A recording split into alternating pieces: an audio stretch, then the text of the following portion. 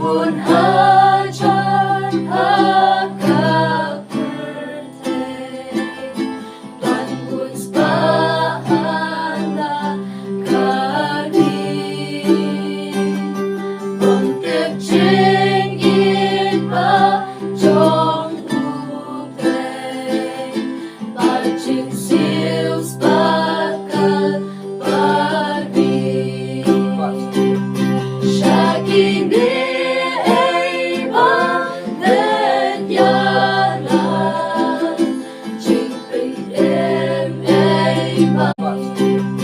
Shaking the eva that yana, ching ping em evan.